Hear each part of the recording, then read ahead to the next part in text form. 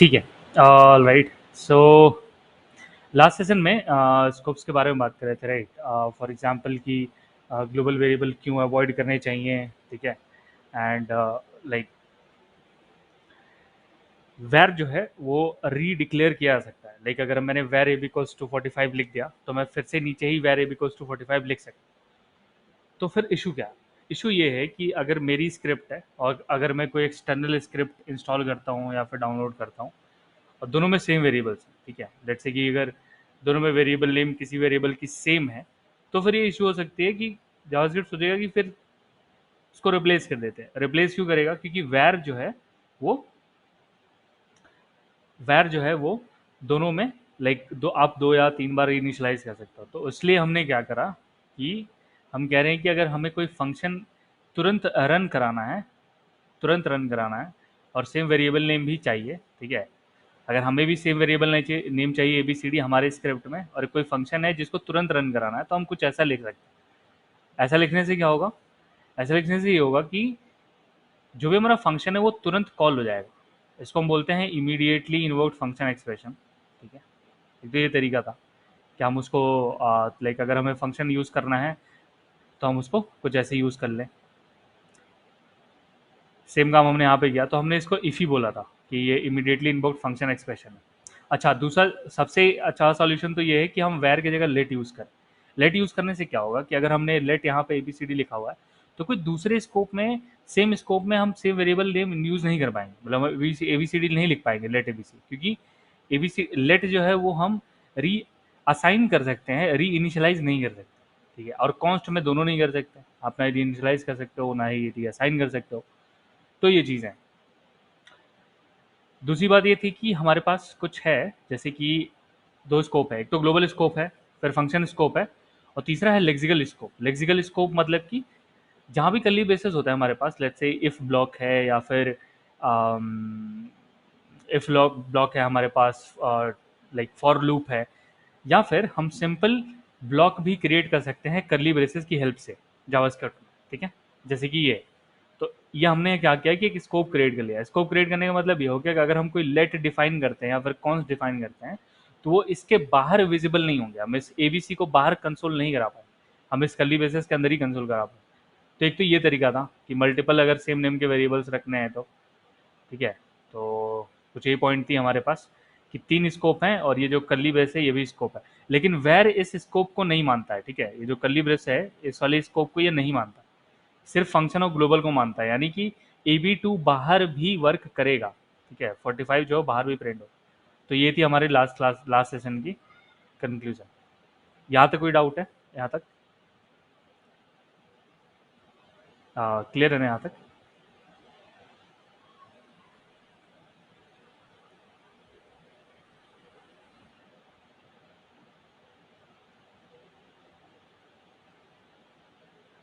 Hello? Hello? तो क्या आवाज़ आ रही है मेरी?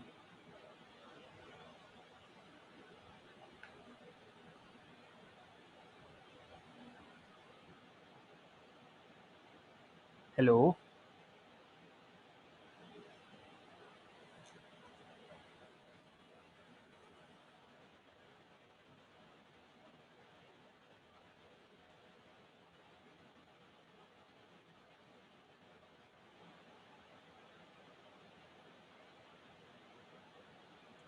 ओके, ठीक है। आई गेस समवटेबल, लाइक आई एम कंटिन्यूइंग। अगर आपको कुछ इशू हो तो आप बता सकते हो, ठीक है।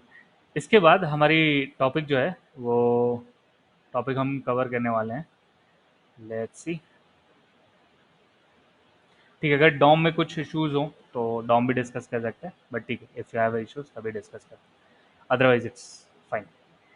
नाउ द पॉइंट इज कि, ठीक है, ऑलराइट। विकास, नेटवर्क इशू है क्या? अभी अभी आवाज़ आ रही है मेरी? ठीक है, ठीक है, ओके, ठीक है भाई, स्टार्ट करते हैं, ठीक है। ऑलराइट, सो हमने देखा कि जो ब्लॉक अगर हमें बनाना था, सॉल्विंग सेम वेरिएबल प्रॉब्लम, तो हमने कुछ इस तरह से ब्लॉक बनाया था जावास्क्रिप्ट में, ठीक है।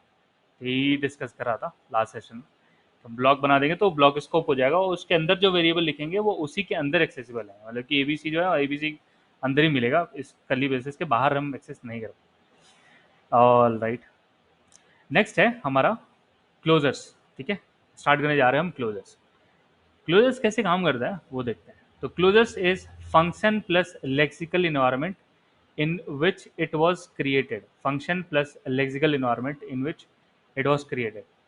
um, जैसे कि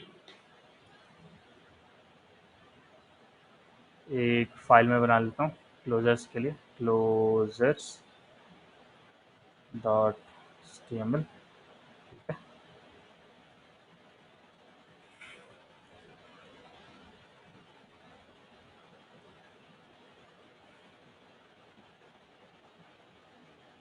ऑलराइट, सो क्लोजर्स कैसे वर्क करना है वो देखते हैं। क्लोजर्स, ठीक है, ऑलराइट। अगर कोई फंक्शन है, ठीक है, अगर फंक्शन है एंड फंक्शन लेट से fun1, ठीक है, fun1 एक फंक्शन है, इसमें मैंने लिखा कंसोल लॉग, ठीक है, और इसमें मैंने लिखा है फंक्शन1, ठीक है। अच्छा, एक तो ये फंक्शन है। सेकंड फंक्शन है हमारे पास कि हमने यहाँ पर लेट लिखा, let A is equals to 9, let B is equals to 10, ठीक है।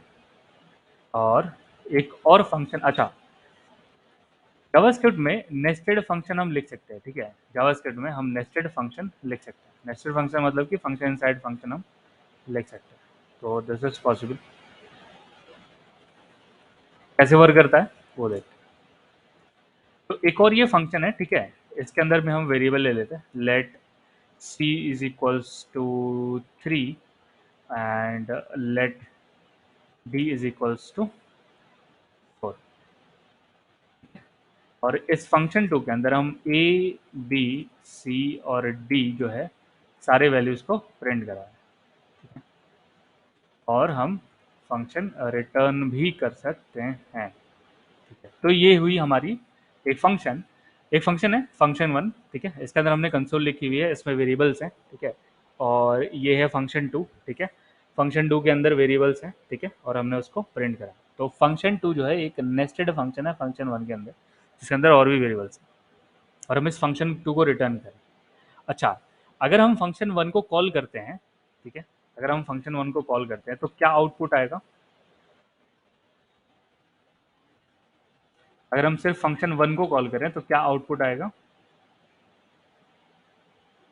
ये रहा फंक्शन1, कंसोल प्रिंट हुआ,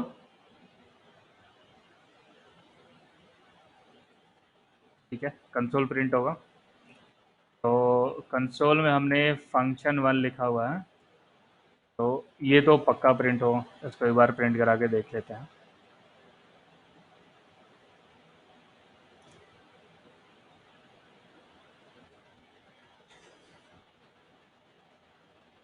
तो फंक्शन1 तो प्रिंट हुआ, ठीक है, फंक्शन1 प्रिंट हुआ, ये कंसोल प्रिंट हुई, पर ये कंसोल प्रिंट नहीं हुआ, ठीक है। आप बता सकते हो लाइक ये कंसोल क्यों नहीं प्रिंट हो रहा? फंक्शन1 के अंदर फंक्शन2 है, फंक्शन2 के अंदर कंसोल है, लेकिन ये प्रिंट नहीं हुआ।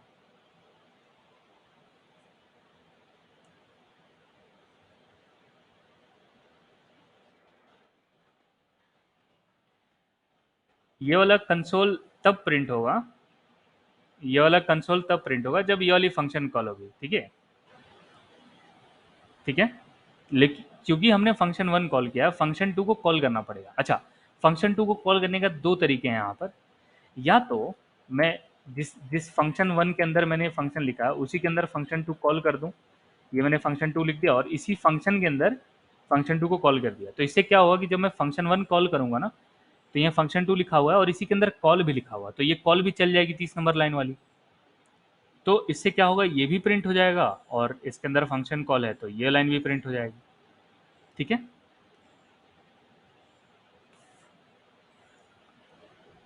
तो दोनों प्रिंट हुए, फंक्शन वन भी प्रिंट हुआ और वो ए बी सी डी की वैल्यू भी प्रिंट हो गई, फंक्शन 2 के अंदर ए बी सी डी की वैल्यू भी प्रिंट हो गई। अच्छा, दूसरा तरीका क्या है इसी काम को करने का? दूसरा तरीका क्या है, अगर आप ध्यान से देखोगे तो मैंने यहाँ पर फंक्शन 2 को, मैंने लाइन नंबर 32 पे फंक्शन 2 को रिटर्न भी किया, ठीक है, रिटर्न भी कर रहे हैं फंक्शन 2। कैसे काम करेगा? अगर मैं फंक्शन 1 को कॉल करता हूँ, ठीक है, जब आप किसी फंक्शन को कॉल करते हो तो उसके रिटर्न में जो रहता है वो वही रिटर्न करता है। अगर नंबर होगा तो नंबर रिटर्न करेगा, ऑब्जेक्ट होगी तो ऑब्जेक्ट रिटर्न करेगा, और फंक्शन होगी तो फंक्शन रिटर्न कर रहा है, ठीक है। तो नेस्टेड फंक्शन 2 में क्या रिटर्न हुआ है?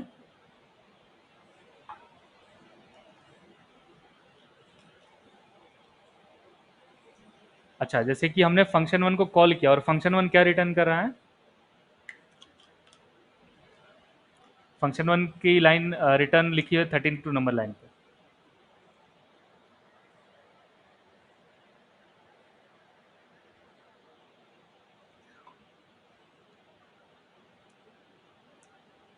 अच्छा, एक बार फिर देखते हैं, जैसे कि ये फंक्शन 1 लाइन नंबर 34 पे खत्म हो रहा है।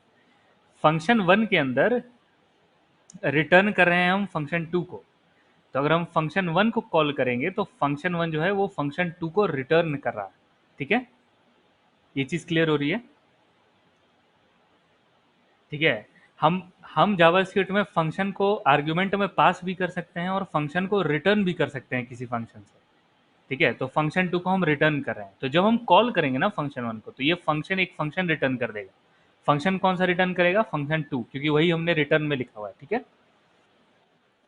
और अगर हम इसको नेस्टेड फंक्शन 2 को कॉल कर दें, ठीक है, अगर हम इस नेस्टेड फंक्शन 2 को कॉल कर दें, तो नेस्टेड फंक्शन 2 क्या है? इनडायरेक्टली फंक्शन 2 ही है, राइट, ठीक है, क्योंकि यही चीज हमने रिटर्न करी थी लाइन नंबर 39 पे फंक्शन 1 के कॉल में।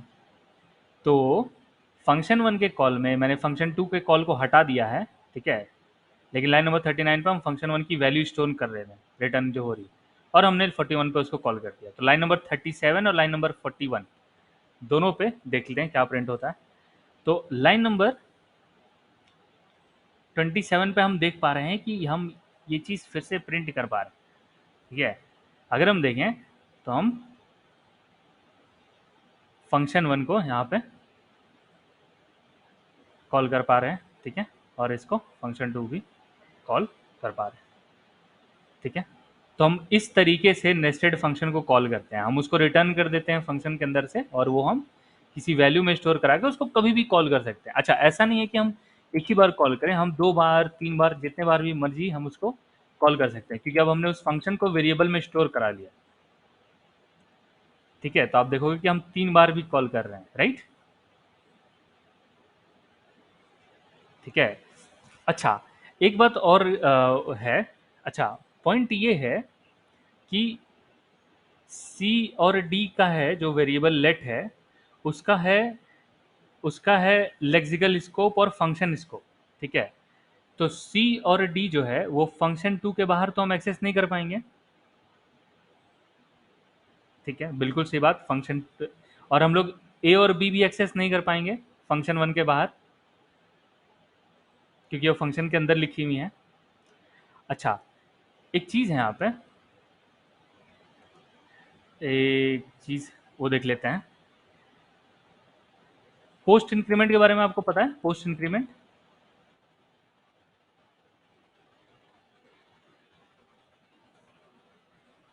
हाँ, यस यस यस। तो पोस्ट इंक्रीमेंट कैसे वर्क करता है कि जब जब ये लाइन नंबर, हाँ, यस यस। तो पोस्ट इंक्रीमेंट क्या होता है कि लाइन पहले चल जाती है, इंक्रीमेंट बाद में होता है, राइट। और प्री इंक्रीमेंट में क्या होता है कि पहले इंक्रीज हो जाती है फिर वो प्रिंट करता है, यही डिफरेंस है ना, ठीक है।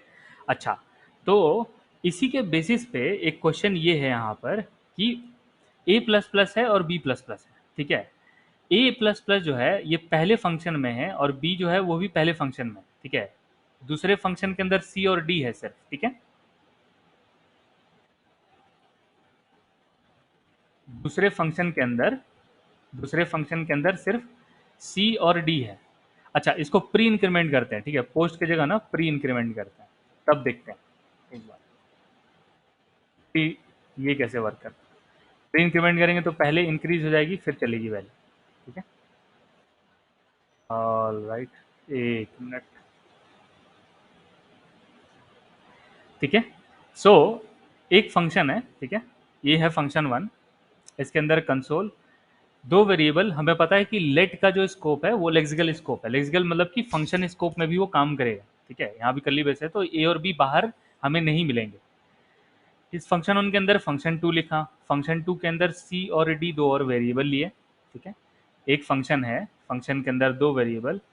नेस्टेड फंक्शन हम लिख सकते हैं जावास्क्रिप्ट में, हमने शुरू में डिस्कस करा था कि हम फंक्शन के अंदर एक फंक्शन भी लिख सकते हैं, ठीक है। फंक्शन के अंदर फंक्शन लिख सकते हैं, फंक्शन रिटर्न कर सकते हैं, फंक्शन एज अ आर्ग्यूमेंट भी भेज सकते हैं हम किसी और फंक्शन को, ठीक है। ये सारी चीज़ें पॉसिबल हैं जावास्क्रिप्ट में। मेरा पॉइंट ये है कि ए और बी जो है फंक्शन वन की वेरिएबल है, लोकल वेरिएबल, और सी और डी जो है वो फंक्शन टू की लोकल वेरिएबल है, ठीक है। मैंने क्या किया, लाइन नंबर 27 पे प्लस प्लस ए किया है, ठीक है, प्लस प्लस बी किया है, प्री इंक्रीमेंट कर रहे हैं, पहले इंक्रीज करो फिर प्रिंट करो, plus plus C plus plus D, ठीक है। तो 9 10 3 4 की वैल्यू हो जाएगी 10 11 4 5, ठीक है। एक बार देखते हैं इसको, ठीक है, कैसे काम करेगा वो भी देखते हैं। इस वाले कंसोल को हटा देते हैं, इसकी जरूरत नहीं पड़ेगी अब, और इस फंक्शन कॉल को भी हटा देते हैं। तो सीधा 39 नंबर लाइन पे क्या हो रहा है, 39 नंबर लाइन पे फंक्शन वन हम रिटर्न करा दे रहे हैं, फंक्शन वन को कॉल करके हम रिटर्न करा दे रहे हैं फंक्शन टू में। अच्छा, गौर करने वाली बात यह कि फंक्शन वन जब कॉल करेंगे तो रिटर्न टाइप में फंक्शन टू लिखा हुआ है, यानी कि लोकल फंक्शन को ये किसी वेरिएबल में इंसर्ट करा दे रहा है, ठीक है। तो ये काम हम कर रहे हैं। फिर मैंने नेस्टेड फंक्शन टू को कॉल करिया, तो मैं इनडायरेक्टली फंक्शन टू को ही कॉल कर रहा हूँ, इनडायरेक्टली, ठीक है, इस अंदर वाले फंक्शन को ही कॉल कर रहा हूँ नेस्टेड फंक्शन टू से, बिकॉज मैंने फंक्शन वन की वैल्यू मंगा ली। देखते हैं क्या प्रिंट होता है।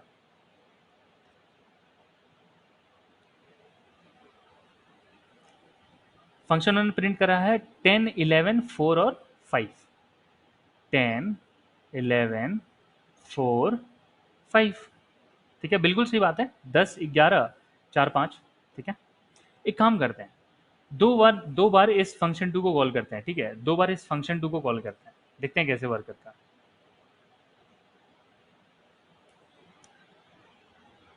10 11 4 5, ठीक है, 11 12 4 5। अच्छा, एक चीज समझ नहीं आई, समझ ये नहीं आ रही है। हाँ, एक चीज, अच्छा एक चीज समझ में नहीं आई।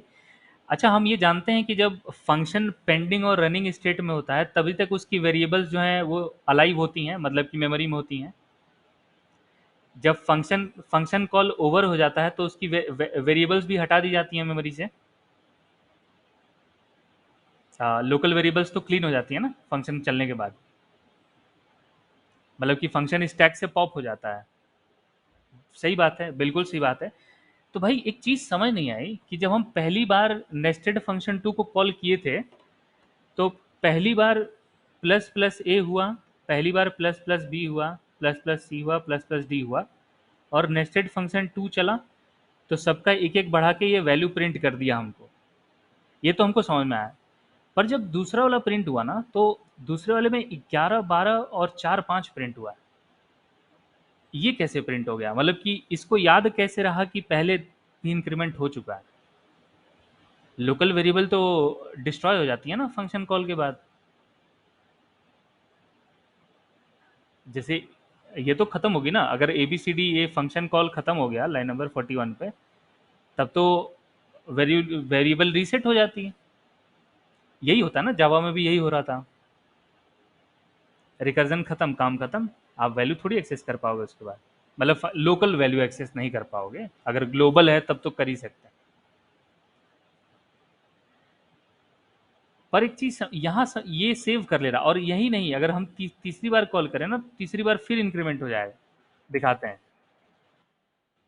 हटा देते हैं, ये देखते हैं एक बार।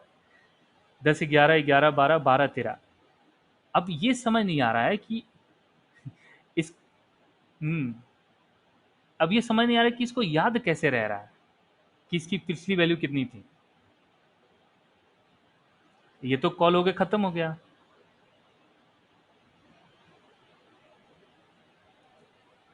अच्छा, एक बार हार्ड रिफ्रेश कर देते हैं, देखिए फिर वही हो रहा है। ठीक है, ये पेज की वजह से इशू नहीं हो रही है, ठीक है। मैं समझ रहा हूँ आपका कंसर्न कि हो सकता है पेज की वजह, ये पेज की वजह से नहीं हो रही है, जावास्क्रिप्ट की वजह से हो रही है। कैसे जावास्क्रिप्ट की वजह से हो रही है वो देखते हैं, ठीक है। क्या लिखे हैं फंक्शन में वो एक बार देखते हैं ध्यान से, ठीक है। ये रही क्लोजर, कैसे काम करती है। एक फंक्शन है फंक्शन वन, ठीक है, इसके अंदर है ए, इसके अंदर है बी। दूसरा फंक्शन है नेस्टेड फंक्शन फंक्शन टू, ठीक है, इसके अंदर है सी, इसके अंदर है डी, ठीक है। यही हमारा फंक्शन स्ट्रक्चर, यही वाला फंक्शन हमने बनाना है, ठीक है। अच्छा, हम क्या कर रहे हैं, लेट नेस्टेड फंक्शन बराबर नेस्टेड फंक्शन में हम फंक्शन वन को कॉल कर ले रहे हैं। जब हम फंक्शन वन को कॉल कर रहे हैं तो हमको इस रिटर्न के बदले में फंक्शन टू भेज दे रहा है, तो इसके अंदर फंक्शन टू हमें मिल जा रहा है रिटर्न में, ठीक है। अच्छा, तो फिर बात ये है ना, बात ये है कि हम बार बार फंक्शन टू को कॉल कर रहे हैं, ठीक है। हम बार बार फंक्शन टू को इनडायरेक्टली कॉल कर रहे हैं। फंक्शन वन जो है ना, फंक्शन वन जो है, फंक्शन वन जो है, जो कि हम कॉल किए थे, उसकी अभी वेरिएबल की सिर्फ एक ही कॉपी बनी है। अब मेरी बात को ध्यान से समझिएगा। फंक्शन वन कितने बार कॉल हुआ, यहां पर फंक्शन वन कितने बार कॉल हो रहा है, इस 4 लाइन में ही सारा फंक्शन कॉल है। फंक्शन वन कितने बार कॉल हुआ, एक ही बार कॉल हो रहा है, ठीक है। क्योंकि ये कॉल करके रिटर्न कर दे रहा है, तो जो रिटर्न मिली वो तो फंक्शन टू मिल रहा है, तो बार बार हम फंक्शन टू को चला रहे हैं। फंक्शन वन तो एक ही बार चली ना, ये चीज क्लियर है।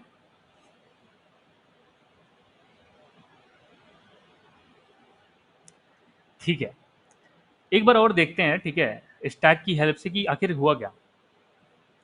ये है हमारा एग्जीक्यूशन स्टैक।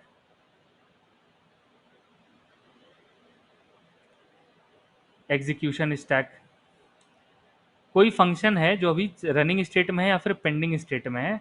इस फंक्शन के पास वैल्यूज हैं ए बी सी डी, ठीक है।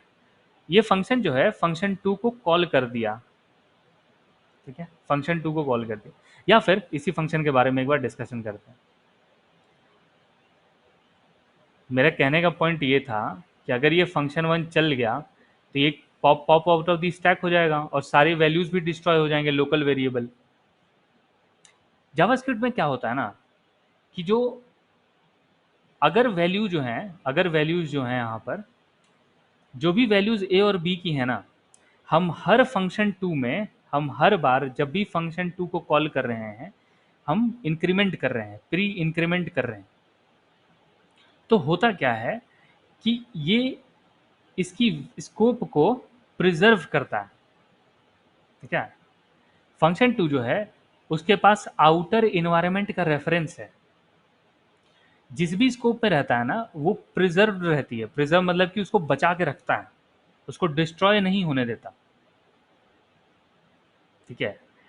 जितनी बार आपकी फंक्शन टू कॉल हो रही है उतनी बार ए की वैल्यू बढ़ रही है, यानी कि अगर 3 बार कॉल करेंगे तो 9 से 11, 11 से 12 और 12 से 13 हो जाएगी। फिर ये 10 से 11, 11 से 12, 12 से 13, ये 9 से 11 हो जाएगी, 9 10 11 12 हो जाएगी, ठीक है। तो क्या करता है जावास्क्रिप्ट, क्या करता है कि अगर ये ए जो है ना इसके अंदर यूज हो रहा है नेस्टेड फंक्शन के अंदर, और नेस्टेड फंक्शन जितने बार भी कॉल होगा ये इसको अलाइव रखेगा, ठीक है। अलाइव मतलब कि ये इसके स्कोप को बचा के रखेगा, यानी जावास्क्रिप्ट को हमेशा पता रहेगा कि ये अंदर इंक्रीमेंट हो रहा है। इससे क्या होगा वो देखते हैं। फंक्शन 2 जो है उसका काम है प्री इंक्रीमेंट करना, प्लस ए प्लस बी को। फंक्शन 1 सिर्फ एक ही बार कॉल हुआ और फंक्शन 2 बार बार 3 बार कॉल हुआ। क्या हुआ इससे कि पहली कॉल में 10 और 11 हुआ, आउटर फंक्शन की वैल्यूज जो हैं वो 10 और 11 हो गई, ठीक है, और इसकी 4 और 5 हो गई। ये तो समझ में आया, फंक्शन 2 जो है वो pop out of the stack हो गया। लेकिन लेकिन पॉइंट ये है कि function 1 pop out of the stack अभी भी फंक्शन 1 की जो भी रिटर्न वैल्यू है वो अभी भी नेस्टेड फंक्शन के अंदर है, ठीक है। और इस फंक्शन 2 के अंदर जो है अभी भी बाहर वाले फंक्शन का वैल्यू यूज है, यानी कि चांसेस हैं कि मैं इस फंक्शन को दोबारा कॉल कर सकता हूं। हाँ, क्योंकि फंक्शन 2 की जो लोकल वेरिएबल है वो डिस्ट्रॉय हो जाएंगे, 3 और 4 इंक्रीमेंट होके 4 5 हो जाएंगी, इसीलिए बार बार 4 5 4 5 आ रही हैं, ठीक है, बार बार 4 5 4 5 आ रही हैं कि बार बार फंक्शन 2 कॉल हो रहा है। लेकिन फंक्शन 1 बार बार कॉल नहीं हो रहा है, वो सिर्फ एक ही बार कॉल हुआ। तो 9 10 हुआ, इसकी ये सेव हो जाती है मेमोरी में। फिर ये 11 12 हुआ और 12 13 हुआ। तो इसी को हम क्लोजर बोलते हैं, preserving scope of its outer environment. जो भी जब भी ये अपने आउटर इन्वायरमेंट को प्रिजर्व करता है उसके स्कोप को, तो इसी को हम क्लोजर बोलते हैं जावास्क्रिप्ट में। एक चीज और दिखाना चाह रहे हैं, अगर यही फंक्शन जो है फंक्शन 1 अगर हम फिर से कॉल कर दें दूसरे वैल्यू से, ठीक है, नेस्टेड फंक्शन 1 बोल देते हैं, ठीक है, नेस्टेड फंक्शन 1, और ये तीनों को बार फिर से कॉल करते हैं, इस बार 2 ही कॉल करते हैं, ठीक है, नेस्टेड फंक्शन 2 नहीं 1 कॉल करते हैं, 1।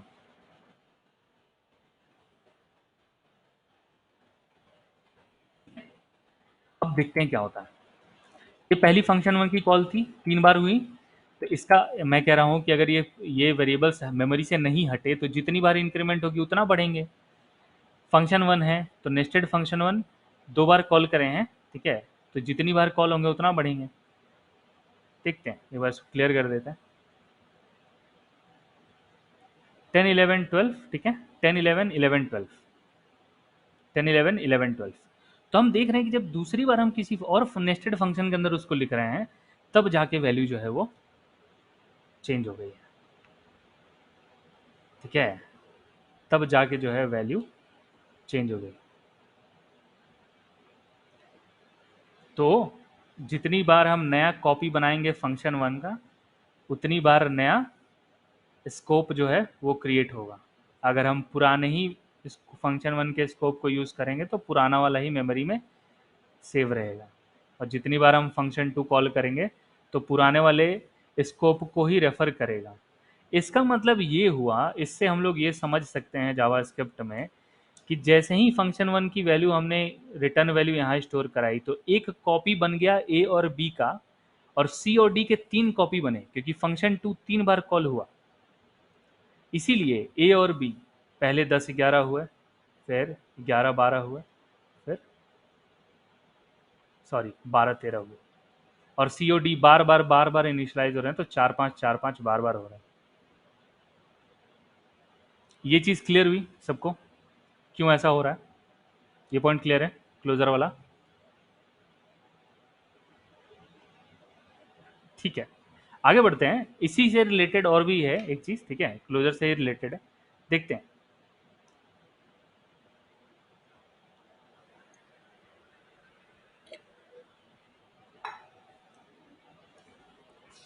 क्लोजर से रिलेटेड बाद में देखते हैं। वेर इन फॉर लूप देखते हैं, ठीक है, वेर इन फॉर लूप देखते हैं।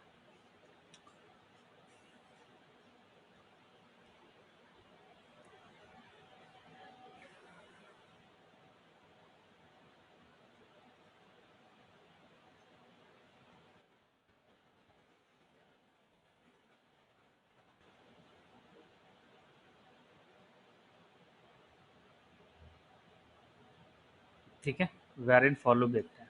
सो एक फॉर लूप लिखते हैं पहले, तो ये रही फॉर लूप, ठीक है। फॉर लूप में एक एरे लिख देते हैं, ठीक है।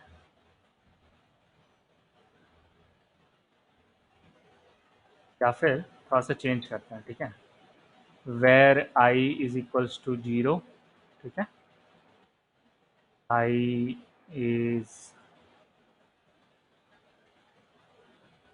लेस देन 5, ठीक है, और आई प्लस प्लस। ये एक नॉर्मल फॉर लूप है, ठीक है, क्योंकि वेर को आई से 5 तक ले जाए, ये 0 से 4 तक प्रिंट करे। कंसोल लॉग आई कर दिया, ठीक है, 0 से 4 तक प्रिंट करे। देखते हैं कैसे वर्क करता है।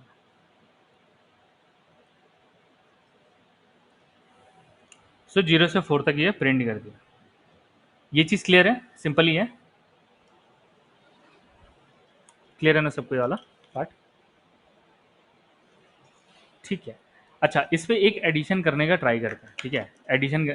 अच्छा, वेर का क्या क्या स्कोप है, वेर का स्कोप क्या क्या है?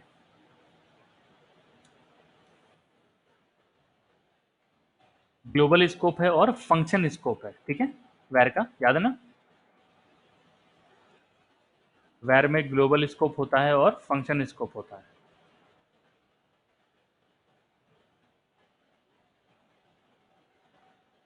क्या कर रहे हैं कि सेट टाइम आउट में जो है, ठीक है, set time out, set time out किस लिए यूज होता है गाइस?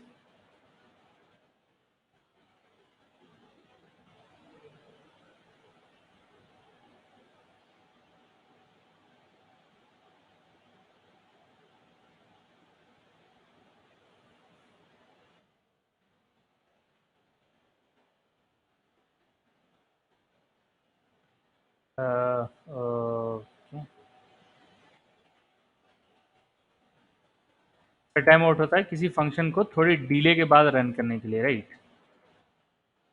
ये सेट टाइम आउट फंक्शन हम लोग पढ़े हैं ना, लाइक डॉम से पहले। सेट टाइम आउट क्लियर है सबको या फिर रिवाइज कराना है? शुभजीत, विकास, क्लियर है क्या? तो सेट टाइम आउट क्या करता है कि जितना सेकंड मिली सेकंड देते हैं उसके बाद उस फंक्शन को रन करता है, ठीक है, यही काम करता है ना? यस, ठीक है। तो एक चीज देखना दिखाना चाह रहे हैं, हम कह रहे हैं कि सेट टाइम आउट है और 1000 मिली सेकेंड बाद जो है ना, सारे कंसोल को प्रिंट करेगा। फॉर लूप के अंदर ये सेट टाइम आउट डाल दिए हैं, ठीक है। हम कह रहे हैं कि तुरंत मत प्रिंट करो, जब भी जो भी आई की वैल्यू है ना, उसको 1 सेकंड बाद प्रिंट करो, यानी कि 1000 मिली सेकंड, यानी कि 1 सेकंड बाद प्रिंट करो। कैसे वर्क करता है वो देखते हैं, ठीक है। तो 1 सेकंड बाद अभी हम लोग बिना सेट अमाउंट के देखे कि 0 से लेकर 4 तक प्रिंट हो रहा था, ठीक है। अब देखते हैं सेट अमाउंट के साथ क्या प्रिंट होता।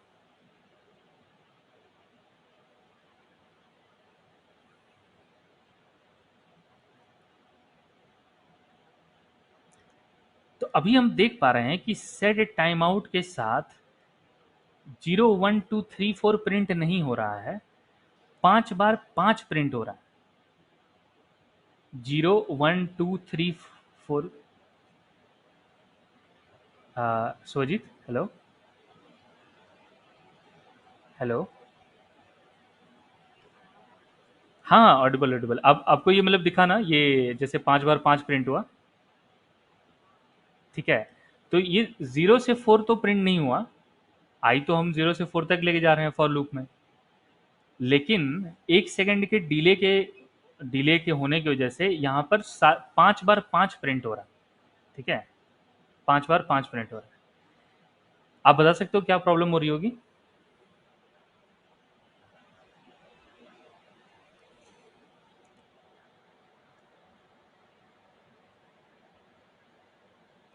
अच्छा, तो पॉइंट ये है कि जब एक एक सेकंड से अंदर, 1 सेकंड के पहले ही ये लूप खत्म हो जाएगी। लूप तो बहुत तेज काम करती है, 10 पावर 6 10 पावर 7 1 सेकंड में चलता है। टाइम लिमिट एरर आता था हम लोग को जावा में, तो हम लोग को पता है कि 1 सेकंड के अंदर 10 पावर 6 चल सकती है, ठीक है।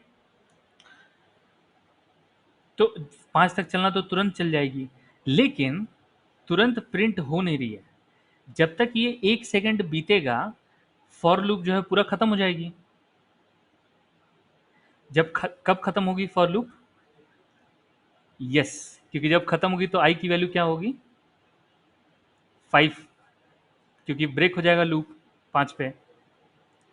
तो जब ये लूप खत्म हो जाएगा तो 5 प्रिंट होगा, क्योंकि आई की वैल्यू 5 हो चुकी होगी ये जब तक खत्म हो जाएगा, और ये तो लेट से चल रहा है, इसीलिए 5 बार 5 प्रिंट हो रहा है। ठीक है, ये तो समझ में आ गया कि प्रिंट ऐसा हो क्यों रहा है। ठीक है, पर एक एक और बात नहीं समझ में आई। बात ये समझ में नहीं आई कि जब पहली बार लूप चली होगी ना, जब पहली बार ये लूप चली, तो जो आई इसको सप्लाई किया होगा, तो लूप के अंदर जो लिखा होता है वही चीज चलता है। तो पहला आई जो इसने भेजा होगा उसकी वैल्यू तो 0 ही होगी ना। भले ही ये 1 सेकंड बाद प्रिंट करे, लेकिन प्रिंट तो इसको 0 ही करना चाहिए था, क्योंकि पहली बार तो इसको 0 ही मिला होगा। फिर 1 भेजा होगा इसने, फिर 2 भेजा होगा, भले ही एक सेकंड बाद प्रिंट करे, कोई दिक्कत नहीं है। लेकिन ये 0 1 2 3 4 फिर भी प्रिंट करता है, एक सेकंड बाद ही करता, लेकिन करता। राइट। लेकिन ये ऐसा कर नहीं रहा। ये ये आई जो है वो लग रहा है कि 5 बार ये आई बना ही नहीं, एक ही बार बना। ठीक है, ऐसा क्यों हुआ? अच्छा, आपने उस दिन, आपको लेक्सिकल लेक्सिकल स्कोप के बारे में पता है? Lexical scope. अच्छा अच्छा, ठीक है, एक चीज देखते हैं। जैसे फंक्शन स्कोप के बारे में आपको पता है? फंक्शन स्कोप, फंक्शन, हाँ, कि अगर फंक्शन के अंदर वेरिएबल लिखेंगे तो फंक्शन के अंदर ही एक्सेसिबल होंगे, राइट। और अगर हम फॉर लूप के अंदर लिखेंगे कोई वेरिएबल तो फॉर लूप में ही मिलेगा। जैसे ये आई है तो ये आई अंदर ही मिलना चाहिए। ठीक है, ये तो हमें जावा से भी पता है। ठीक है, वेर जो है ना, ये लेट और कॉन्स्ट ऐसे ही काम करते हैं जैसे जावा में वेरिएबल काम करते हैं, लेकिन वेर जो है ना, वेर, स्पेशली मैं वेर के बारे में बात करूं, लेट और वेर दोनों के बारे में बात करते हैं। Let var 1 equals to 90। ठीक है, वेर वेर 2, ठीक है, दो वेरिएबल बनाते हैं, एक लेट से बनाते हैं, एक वेर से बनाते हैं। ठीक है,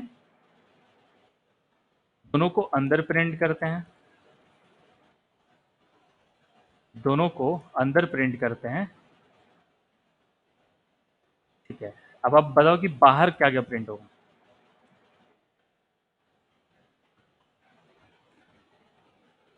क्यों होगा ऐसा?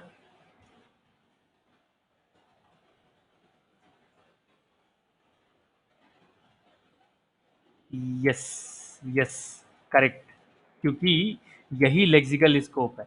तो वेर जो है ना वो उसका लेक्सिकल स्कोप होता नहीं है। तो हाँ, यस, तो यस, तो इसीलिए वेर जो है ना बाहर भी दिखने लगता है, लेकिन लेट जो है वो बाहर नहीं दिखेगा। Yes, yes. तो जैसे ये लेक्सिकल स्कोप है ना कर्ली ब्रेसेस के साथ, उसी तरह से ये फॉर लूप वाला कर्ली ब्रेस भी स्कोप है, लेक्सिकल स्कोप। ठीक है, और वेर के लेक्सिकल स्कोप तो है ही नहीं।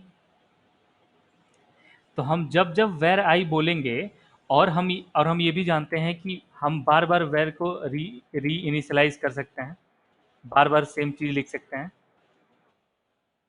कोई एरर नहीं आएगा इसमें। तो और क्या होता है कि ये वाली जो आई है पिछले वाले आई को रिप्लेस कर देती है, ये भी हमें पता है अच्छे से। ठीक है, तो हमें वेर के बारे में ये पता है कि ये आई जो है पिछले आई को रिप्लेस कर देगी, और वेर वेर जो है वो बाहर भी एक्सेसिबल। तो ये दो इंफॉर्मेशन है वेर के बारे में। ये भी लेक्सिकल स्कोप है और ये फॉर लूप भी लेक्सिकल स्कोप है। इसीलिए वेर जो है ना उसकी सिर्फ एक ही कॉपी बनती है अंत में। अगर हम 5 बार वेर आई लिख दें तो उसे कोई फर्क नहीं पड़ेगा, जो लास्ट वाला होगा वही गिनती। हाँ, यस। तो अच्छा, इस लूप को मैं फिर से चला के दिखाता हूँ आपको हो क्या रहा है। ठीक है, टेक्निकली अगर सेट टाइम आउट के बाहर रहता तब तो 0 से 4 प्रिंट होता, लेकिन अभी क्या हो रहा है वो देखते हैं। 5 बार 5 प्रिंट हो रहा है। ठीक है, जब तक ये लूप खत्म हो जा रहा है तब तक उसके बाद सेट टाइम आउट चालू हो रहा है, क्योंकि लूप तुरंत खत्म हो जा रहा होगा, 5 ही तो चल रहा है। तो वेर की कॉपी बनी एक, इंक्रीमेंट हो गया 5 तक, और फिर ये सेट टाइम आउट प्रिंट हुआ, और इसने 5 बार 5 को प्रिंट कर दिया। इसकी एक फोटो बना देता हूँ। हम्म।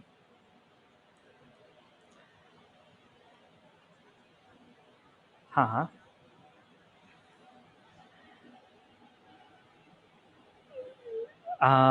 ऐसा नहीं है, ऐसा इसलिए नहीं है। फॉर लूप जो है वो वेट ही नहीं करेगा, बिल्कुल भी वेट नहीं करेगा। हमको यहाँ कुछ ना कुछ तो वेट लगाना ही पड़ेगा ना। तो ये तो हमेशा ही पहले खत्म हो जाएगा। ठीक है। सेट टाइम आउट का मतलब है कि जो जो अभी चल रहे हैं उनको चलने दो, उसके बाद ही ये सेट टाइम आउट की ये जो टाइमर है ना उसके बाद चालू होता है। जब सब सारे फंक्शन बंद हो जाते हैं तब सेट टाइम आउट चालू होता है। इसीलिए अगर हम यहाँ जीरो भी लिख देंगे ना तो भी सबसे पहले यही चलेगा। ठीक है। तो वो दिक्कत वो वैसे वैसे सॉल्व नहीं होगा। सॉल्यूशन इसका देखते हैं हुआ क्या है यहाँ पर। क्योंकि ये वैर था ना, वैर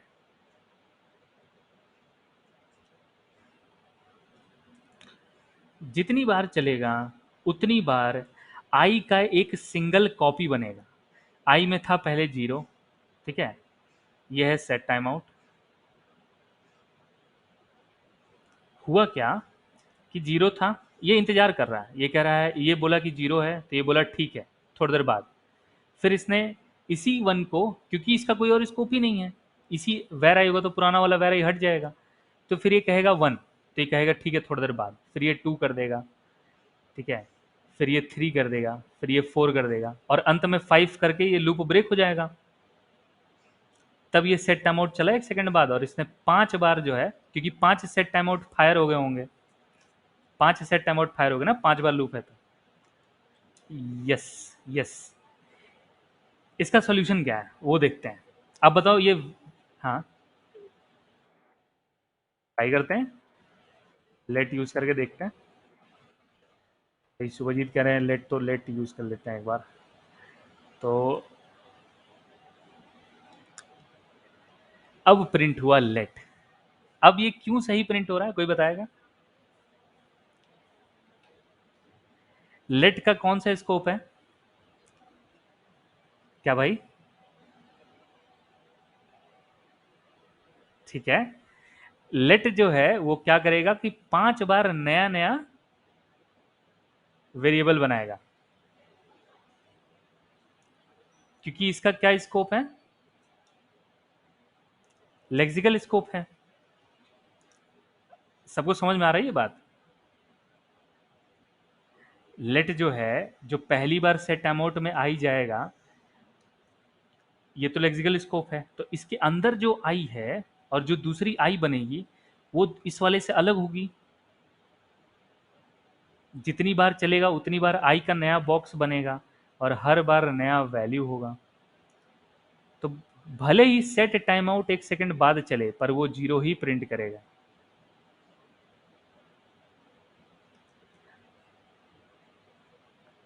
इसीलिए ये सही प्रिंट कर रहा है। लेट इसीलिए सही प्रिंट हो रहा है और वैर सही प्रिंट नहीं हो रहा, क्योंकि वैर जो है वो रीअसाइन होता है। तो भले ही दूसरी कॉपी बनेगी तो पहली कॉपी डिस्कार्ड हो जाएगी, क्योंकि स्कोप तो लेक्सिकल है और लेक्सिकल को वैर मानता ही नहीं है।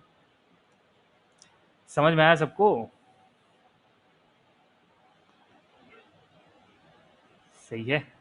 विकास भाई समझ आया? ठीक है। इसको क्योंकि इफ बोलूं चाहे फॉर लूप बोलूं, अभी हम देखेंगे जो ऑब्जेक्ट की जो भी करली ब्रेसेस वाली चीजें हैं ना, जितनी करली ब्रेसेस के अंदर हैं ये सब खुद का लेक्सिकल स्कोप बना लेती हैं।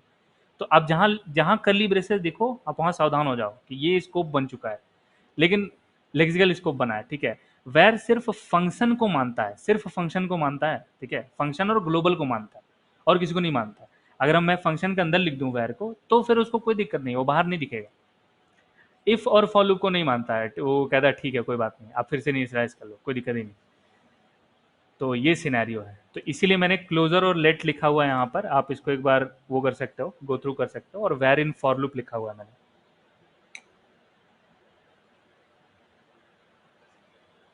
ठीक है। क्लोजर का मतलब होता है प्रिजर्विंग स्कोप, प्रिजर्विंग स्कोप। एक बार रिवीजन दे देते हैं जो अभी, एक बार और हो जाएगा क्योंकि थोड़ा इंपॉर्टेंट है। एक फंक्शन है फंक्शन वन, इसके अंदर हैं दो वेरिएबल। एक फंक्शन है फंक्शन वन के अंदर दो वेरिएबल। उसके अंदर एक फंक्शन, हम स्टार्टिंग में पढ़ा था, हमने स्टार्टिंग में कहा था कि हम फंक्शन के अंदर एक और फंक्शन लिख सकते हैं, जावास्क्रिप्ट में लिख सकते हैं, ठीक है, तो वही हमने करा है यहाँ पे, सी और डी, और इसके अंदर हमने सबको प्रिंट करा दिया और सबको एक एक से बढ़ा दिया, मतलब कि प्री इंक्रीमेंट कर दिया। अब फंक्शन टू जो है, क्योंकि ये फंक्शन वन के अंदर है, तो हम इसको बाहर डायरेक्टली तो कॉल कर ही नहीं पाएंगे, क्योंकि ये फंक्शन फंक्शन वन के अंदर है ना। हम ज़्यादा से ज़्यादा क्या कर सकते हैं, फंक्शन वन कॉल कर सकते हैं बाहर। हम फंक्शन टू कॉल कभी कर पाएंगे अगर, ठीक है, हमने रिटर्न करा है, अगर हम रिटर्न नहीं करें तो कोई तरीका है फंक्शन टू को कॉल करने का? कोई तरीका नहीं है। सबको समझ में आ रहा है क्या ये बात? भाई, लेट ए और बी आप कभी एक्सेस कर पाओगे बाहर? नहीं कर पाओगे। तो उसी तरह से आप फंक्शन भी बाहर एक्सेस नहीं कर पाओगे, ठीक है। तो फंक्शन टू जो है उसको कॉल करने के दो तरीके हैं। या तो फंक्शन वन के अंदर ही आप कॉल कर दो उसको, तो क्या होगा कि जब आप फंक्शन वन कॉल करोगे तो ये ऑटोमेटिकली 31 नंबर लाइन भी चल जाएगा, क्योंकि ये कॉल उसी के अंदर लिखा हुआ है। ये है पहला तरीका फंक्शन टू को कॉल करने का। लेकिन आप चाहते हो कि ये कंट्रोल आपके हाथ में हो, ऐसा ना हो कि मैं फंक्शन वन कॉल करूँगा फंक्शन टू भी कॉल हो जाए। आप क्या करना चाहते हो कि आप इस फंक्शन को जो है वो रिटर्न करना चाहते हो वेरिएबल के अंदर। उससे क्या होगा कि जब आप वेरिएबल को रिटर्न करोगे नेस्टेड, ठीक है, मैंने क्या किया कि फंक्शन वन को कॉल कर लिया। जब मैं कॉल करता हूँ तो फंक्शन फंक्शन रिटर्न क्या करता है, जो भी आप उसको रिटर्न कराओगे वही रिटर्न करेगा। तो हमारा फंक्शन वन जो है उसका रिटर्न वैल्यू क्या है, वो क्या रिटर्न कर रहा है फंक्शन वन? बिल्कुल सही, यानी इसकी रिटर्न टाइप है फंक्शन, ठीक है।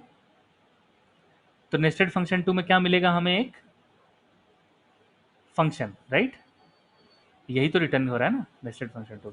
इसीलिए मैं नेस्टेड फंक्शन टू को बार बार कॉल कर पा रहा हूँ, ठीक है। नेस्टेड फंक्शन टू को कॉल करने का मतलब कि इनडायरेक्टली फंक्शन टू को कॉल करना, राइट, ठीक है। अभी हमने डिस्कस करा था थोड़ी देर पहले, एक बार और दिखाना चाहता हूँ क्योंकि बहुत ही इंपॉर्टेंट है। मैं कह रहा हूँ कि ए और बी तब तक जिंदा है जब जब तक फंक्शन वन चल रहा है। जब फंक्शन वन की वैल्यू खत्म हो गई तो ए और बी भी स्टैक से पॉप हो जाएंगे, एग्जीक्यूशन स्टैक से, ठीक है। फंक्शन वन जो है वो 39 नंबर लाइन पे चल गया, खत्म हो गया फंक्शन वन। सही बात है ना। फंक्शन वन हमने चला दिया 39 नंबर लाइन पे, तो फंक्शन वन तो खत्म हो गया, यानी कि ए और बी भी खत्म हो गए। यही हुआ ना। लेकिन जब हम 41 नंबर लाइन पे इस नेस्टेड फंक्शन को कॉल कर रहे हैं तब कुछ होगा, देखते हैं। ये किया मैंने इसको क्लियर, और ये किया मैंने 10 11 4 5। हमने क्या कहा कि जब फंक्शन चला जाता है तो उसके वेरिएबल भी चले जाते हैं, बिल्कुल सही, जावा में भी तो यही हो रहा था।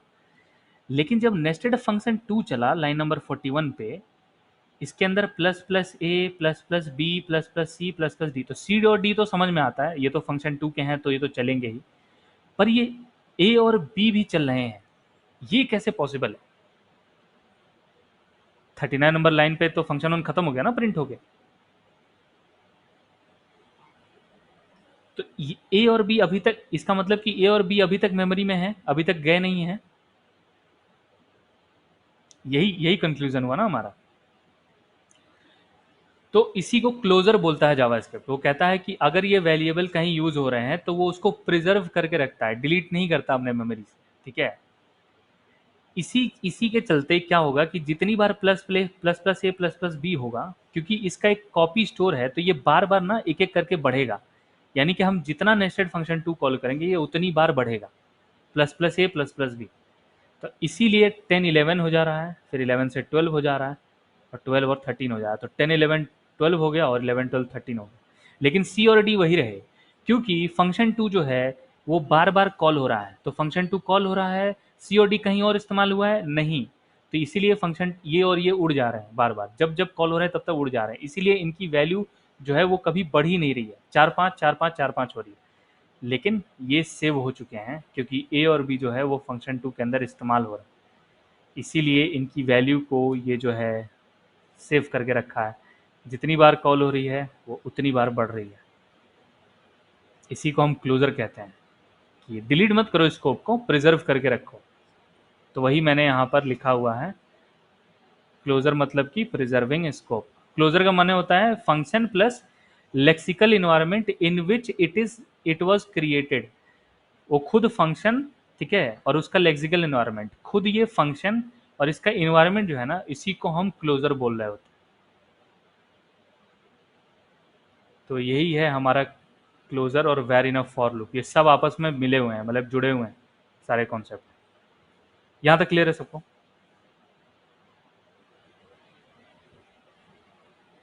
ठीक है, आगे बढ़ते हैं। अभी एक फंक्शन देखने जा रहे हैं जिसको हम बोलते हैं एरो फंक्शन। कैसे काम करता है?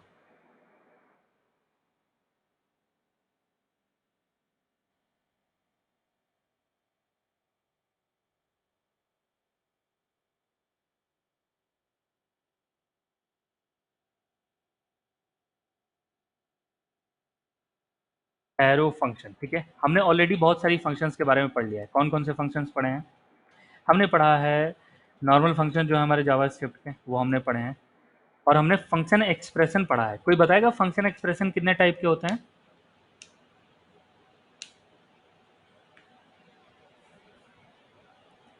एक होता है नेम्ड फंक्शन एक्सप्रेशन और एक होता है एनोनिमस फंक्शन एक्सप्रेशन। याद है सबको? गैस, फंक्शन एक्सप्रेशन याद है क्या?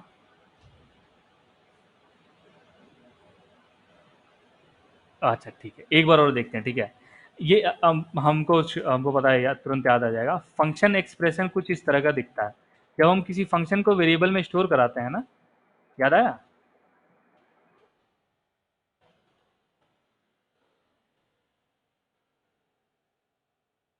इस फंक्शन एक्सप्रेशन किसी ने नहीं पढ़ा क्या?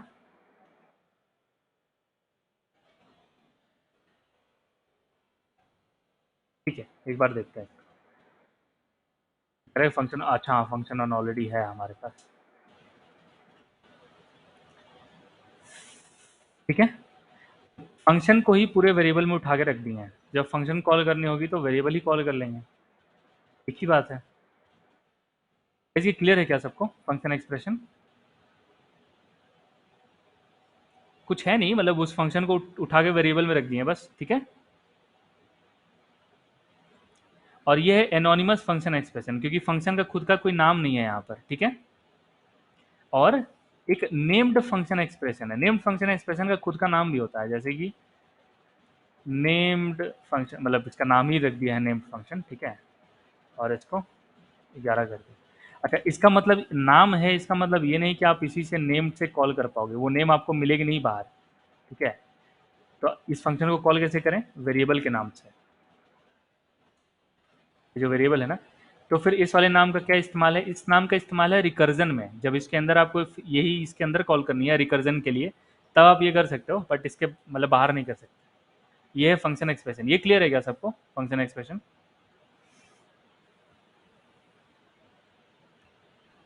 ठीक है। अच्छा, एक और चीज, जो नॉर्मल फंक्शन जो होती है, नॉर्मल फंक्शन जो है वो उसकी होस्टिंग होती है, फंक्शन एक्सप्रेशन की होस्टिंग नहीं होती है। ये भी क्लियर है?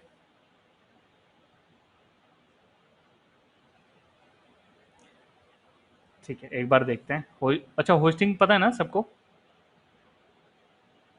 गाइस, होस्टिंग क्लियर है ना? यस। एक बार देखते हैं, ठीक है। दो फंक्शन बनाते हैं, ठीक है।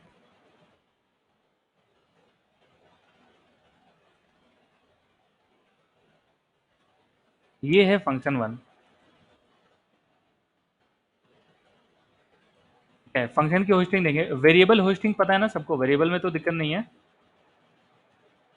कि हम वैर ऊपर एक्सेस कर सकते हैं, भले अनडिफाइंड देगा। क्लियर है ना? ठीक है। सो ये एक नॉर्मल फंक्शन है जैसे हम लिखते हैं, और ये है फंक्शन एक्सप्रेशन। नेम्ड और एनोनिमस से मतलब नहीं है अभी जो हम देखने जा रहे हैं। हम कह रहे हैं कि फंक्शन लिखने के बाद तो हम कॉल कर ही सकते हैं, जैसे कि ये काम तो हम कर ही सकते हैं, ठीक है। ये काम तो कर ही सकते हैं। ये लिख दिए, ये लिख दिए। अगर हम इसको चला के देखें, चला के देखते हैं एक बार इसको।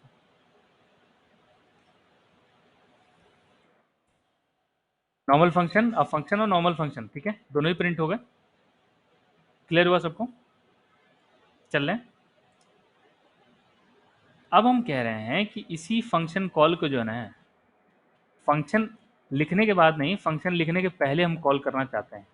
ठीक है, फंक्शन 1 को लिखने से पहले कॉल कर दिया और फंक्शन 11 को भी लिखने से पहले कॉल कर दिया। अब आप बताओ कि ये चलेगा कि नहीं? क्या गैस है, चलेगा?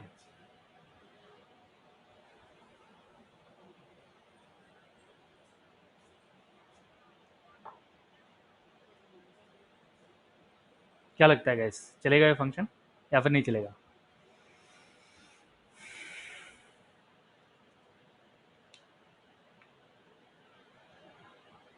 ओके, एक बार देखते हैं। तो एक तो चल रहा है बट एक नहीं चल रहा।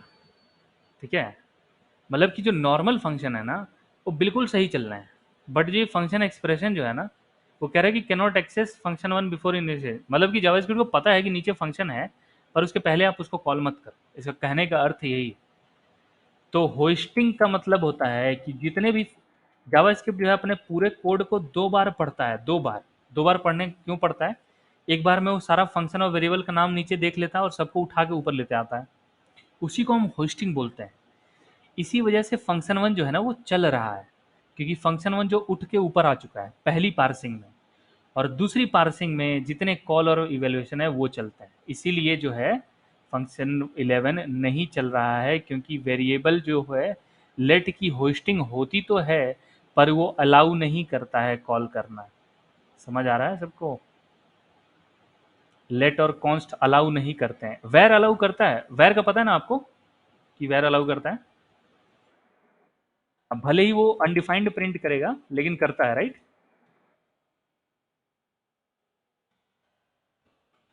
हाँ यस, यूनिवर्सल है, मतलब कि हाँ, वेर ऊपर एक्सेसिबल है। ठीक है, लेट, लेट तो यहीं पे, लेट तो हमने देख लिया कि काम नहीं कर रहा है। वेर देख लेते हैं काम करेगा कि नहीं, या फिर कर भी रहा है तो क्या हो रहा है। वेर बोल रहा है अनडिफाइंड है। भैया अनडिफाइंड कहाँ है, 90 तो है, लेकिन जावास्क्रिप्ट को सब पता है कि वेर नीचे है, लेकिन वो कह रहा है भाई हम वैल्यू नहीं देंगे आपको, अनडिफाइंड देंगे। आप मतलब कि सिर्फ इतना जो टुकड़ा है ना, ये इसका नाम जो है डिक्लेरेशन ही सिर्फ ऊपर जाता है, असाइनमेंट ऊपर नहीं जाता। समझ आ रहा है सबको ये बात? ठीक है, तो ये तो थी नॉर्मल फंक्शन और आपकी ये वाली फंक्शन। ठीक है, आगे बढ़ते हैं एरो फंक्शन की तरफ, जो हमारा नया इंट्रोडक्शन है। एरो फंक्शन कैसा दिखता है वो देखते हैं। सेम यही लेट, हम इसको वेरिएबल वेरिएबल में स्टोर करा सकते हैं, कोई दिक्कत नहीं है। ठीक है, एरो फंक्शन, ठीक है, एरो फंक्शन कह रहे हैं कि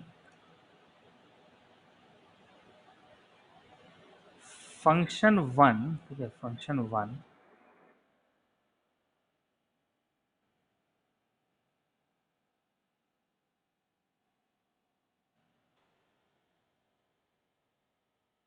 ये है एरो फंक्शन।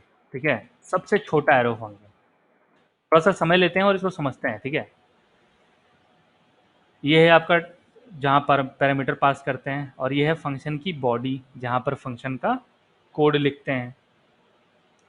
ये है फंक्शन का पैरामीटर जहाँ पैरामीटर पास करेंगे, और ये जहाँ कोड लिखते हैं।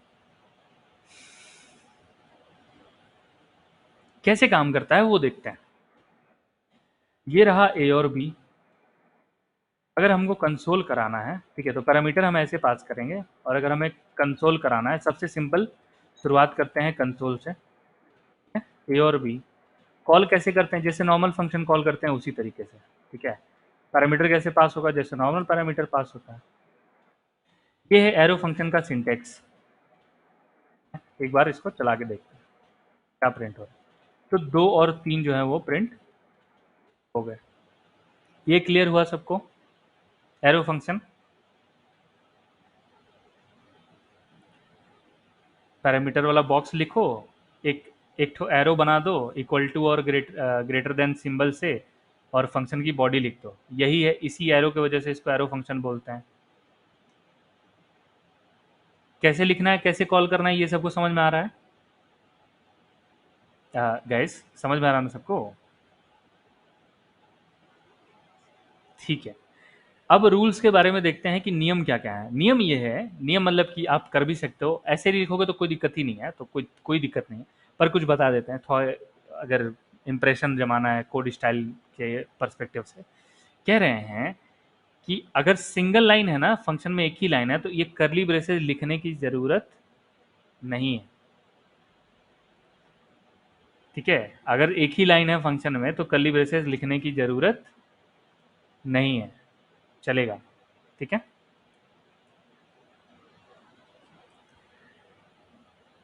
कह रहे हैं कि अगर एक ही पैरामीटर है तो आपको डिब्बा लिखने की भी जरूरत नहीं है, वो कर स्क्वायर ब्रैकेट बनाने की भी जरूरत नहीं है। एक ही लाइन है तो ब्रेसेस देने की जरूरत नहीं है, और एक ही पैरामीटर है तो वो डब्बा बनाने की जरूरत नहीं है। और सिर्फ यही नहीं, अगर हम इसको कर्ली ब्रेसेस में घेर दें, ठीक है, और हमको जो है ये प्रिंट करना है और रिटर्न भी करना है। ठीक है, प्रिंट करना है, रिटर्न भी करना है। डबल लाइन है तो हम कर्ली ब्रेसेस देना ही पड़ेगा। सिंगल लाइन ही कर्ली ब्रेसेस में नहीं लिखेंगे तो चलेगा, दो लाइन होगा तो लिखना पड़ेगा। ठीक है, तो दो लाइन था तो हमको लिखना पड़ा। कह रहे हैं कि ये है, ठीक है, कैसे काम करता है वो देखते हैं। दो प्रिंट हो गया, कंसोल लगाया था। अगर सिर्फ रिटर्न करना है ना, तो कर्ली ब्रेसेस की भी जरूरत नहीं है।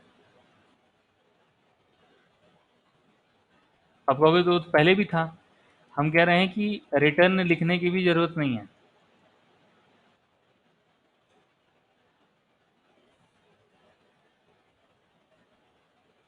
रिटर्न लिखने की भी ज़रूरत नहीं है। अगर रिटर्न करना है तो रिटर्न भी लिखने की आवश्यकता नहीं है। जैसे कि अगर हम 2 पास करते हैं तो और हम इसका स्क्वायर रिटर्न कराना चाहते हैं, तो हमको रिटर्न लिखने का भी ज़रूरत नहीं है, 4 रिटर्न हो जाएगा। ठीक है, अगर सिंगल लाइन है और रिटर्न करना है तो रिटर्न भी मेंशन करने का ज़रूरत यहाँ पर नहीं है। एरो फंक्शन क्लियर हुआ सबको?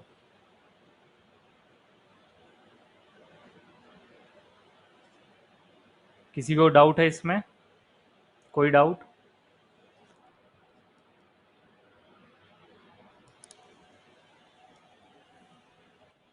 एक सम फंक्शन भी बना देते हैं आप लोगों के लिए, 2 आर्गुमेंट वाला। तो ए कॉमा बी, और ये गया ब्रैकेट के अंदर। अगर सर 2 नंबर प्रिंट करा दीजिए, तो भैया वो भी प्रिंट करा देते हैं। तो 2 × 5 ये भी ऐसे ही काम करेगा, बिल्कुल। 2 और 5 डाल दिया, 10 रिटर्न मारना चाहिए इसको। ये आया 10। ये तो हुई कुछ बातें एरो फंक्शन के बारे में। आगे देखते हैं, एक लास्ट टॉपिक बस आज के लिए, और इसको यहीं समाप्त करेंगे, मतलब कि अगले क्लास में करेंगे। अगर आपको याद हो तो कुछ क्लास जब फंक्शन चालू करे थे, ठीक है, जब फंक्शन का क्लास स्टार्ट हुआ था तो हम पढ़े थे कि जब भी कोई फंक्शन पेंडिंग होता है या फिर रनिंग स्टेट में होता है ना, या तो मतलब कि चल रहा हो या तो रुका हुआ है। रुके हुए का केस कब होता है? जब 6-7 रिकर्सिव कॉल होते हैं, एक के बाद एक के बाद एक के बाद एक, जब तक बेस केस उसको नहीं मिलता तब तक वो सारे स्टैक में ही रहते हैं। ये चीज़ हमें पता है अच्छे से। ठीक है, कहने का मतलब ये है कि जब उसका एग्जीक्यूशन कंटेक्स्ट बना होता है ना, मतलब कि जब वो स्टैक में रहता है तो उसके पास 3 चीज़ें होती हैं। एक ऑब्जेक्ट होता है, उसमें 3 चीज़ें होती हैं। हर फंक्शन के पास 3 चीज़ें होती हैं। क्या-क्या होती हैं? उसका खुद का वेरिएबल और उसका एनवायरनमेंट। दिस कीवर्ड हम ऑलरेडी जानते हैं दिस के बारे में। ऑब्जेक्ट हमने पढ़ा है और क्लास हमने पढ़ा है। हमें पता है कि करंट ऑब्जेक्ट को जो पॉइंट करता है उसी को हम दिस बोलते हैं। सही बात है ना? ये तो सबको याद है ना? ठीक है। तीसरी बात ये है कि reference to outer execution context, मतलब कि कहने का मतलब साफ सुथरा ये है कि इस फंक्शन के अंदर बाहर का भी जो आउटर स्कोप क्या है, इसका ग्लोबल स्कोप है। तो कहने का अर्थ ये है कि इस फंक्शन के अंदर बाहर वाला भी वैल्यू एक्सेसिबल होगा ग्लोबल स्कोप का, या फिर नेस्टेड फंक्शन है तो उसके उसके पेरेंट फंक्शन का उसको एक्सेसिबल होगा, जो हमने अभी देखा। तो वो तो हमको लग रहा है जावा में भी था, ग्लोबल वैल्यू हमको अंदर मिल ही रही थी, वो तो वहां भी था, राइट। क्लास के अंदर फंक्शन लिखा हुआ है, तो मतलब वही है, ठीक है, आगे बढ़ते हैं, ठीक है, वो मतलब ध्यान से देखेंगे, इसके बारे में हम जानते हैं कि फंक्शन के अंदर वेरिएबल है, इसके बारे में भी हम जानते हैं, नेस्टेड फंक्शन अभी हम पढ़े। कह रहे हैं यार दिस दिस जो है ये तो क्लास में था, ये फंक्शन में आया कहाँ से? ये तो वहां था ना, क्लास में था ना, क्लास और ऑब्जेक्ट में, तो ये फंक्शन में कहाँ से आ गया? अब यही कंफ्यूजन है कि ये फंक्शन में आ कहाँ से रहा है। देखते हैं कहाँ से आ रहा है। हमने अभी डॉक्यूमेंट ऑब्जेक्ट मॉडल पढ़ा, डॉम पढ़ा 2 दिन पहले पिछली क्लास में, सब मतलब ठीक है, ठीक है। तो एक बार, डॉक्यूमेंट का मतलब होता है कि ये जो दिख रहा है ना, ये पूरा एचटीएमएल, इसी को कंट्रोल करने वाला जो जावास्क्रिप्ट का कोड है, उसी को हम डॉम बोलते हैं, डॉक्यूमेंट ऑब्जेक्ट मॉडल।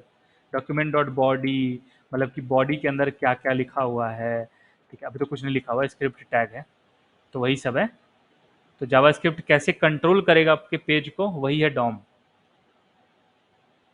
कहते हैं कि यह डॉम और ये पूरा है विंडो। सीएसएस में हम पढ़ रहे थे कि सीएसएस जब लिख रहे थे तो सीएसएस को पता रहता था कि मीडिया क्वेरी जो है कहाँ लगानी है, उसको तो ये भी पता होना चाहिए कि स्क्रीन की विड्थ कितनी है, अभी तो मीडिया क्वेरी लगाएगा वो। अब बात समझ में आ रहा है मेरा भाई? मीडिया क्वेरीज वो कब लगाएगा? जब उसको मैक्सिमम स्क्रीन का विड्थ पता होगा तब भी ना। भाई सुभाजीत, विकास क्लियर हो रहा है? आशीष भाई को क्लियर हुआ? ठीक है, तो कहीं ना कहीं से तो पता चल ही रहा होगा। तो विंडो डॉट स्क्रीन जो है ना, एक विंडो नाम का ऑब्जेक्ट होता है यहाँ पर, उसके पास सारी इंफॉर्मेशन होती है कि स्क्रीन की हाइट कितनी है, कलर डेप्थ कितना है, उसका ओरिएंटेशन क्या है, लैंडस्केप है कि पोर्ट्रेट है, तो सब यहाँ पे स्टोर रहता है।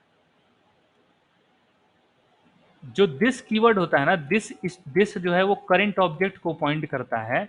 तो करंट ऑब्जेक्ट जो है आपके पेज का है वो होता है विंडो।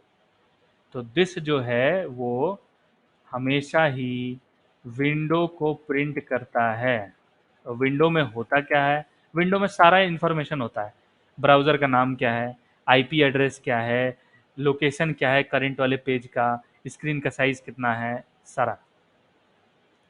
तो दिस जो है करंट ऑब्जेक्ट को प्रिंट करता है, और करंट ऑब्जेक्ट अभी क्या है? ग्लोबल ऑब्जेक्ट है। क्या है वो है विंडो। विंडो जो है वो करंट ऑब्जेक्ट है। तो दिस जो है विंडो के बराबर ही होता है। तो ये विंडो वाला दिस है, ग्लोबल दिस बोलते हैं इसको। इसी तरीके का ना दिस ना पूरे फंक्शन में है और ऑब्जेक्ट में भी है, यहाँ तक कि पूरा जावास्क्रिप्ट जो है ना वो सिर्फ ऑब्जेक्ट है, सिर्फ और सिर्फ ऑब्जेक्ट है, पूरा का पूरा जावास्क्रिप्ट। फंक्शन तो एग्जिस्ट ही नहीं करता। एरे क्या है? एरे क्या है गाइस? एरे क्या है जावास्क्रिप्ट में? एरे ऑब्जेक्ट है, ये हमने 2 क्लास पहले पढ़ा था, याद है सब? याद है क्या किसी को? एरे ऑब्जेक्ट है। और बात तो ये है कि सिर्फ एरे ही ऑब्जेक्ट नहीं है, फंक्शन भी ऑब्जेक्ट ही है, ठीक है, फंक्शन भी ऑब्जेक्ट ही है। वो हम देखेंगे, कल देखते हैं, ठीक है, अगली क्लास में फंक्शन किस तरीके से ऑब्जेक्ट है।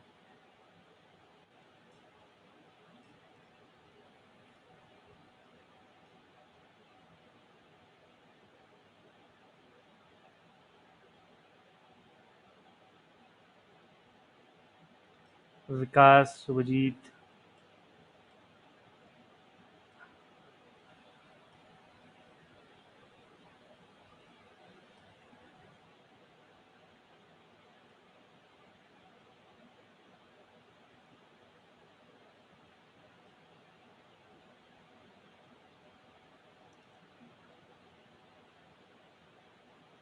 आशीष हैं और शुभजीत और विकास हैं, ठीक है। Thank you so much guys, मिलते हैं नेक्स्ट वीक, ठीक है। Okay guys, bye.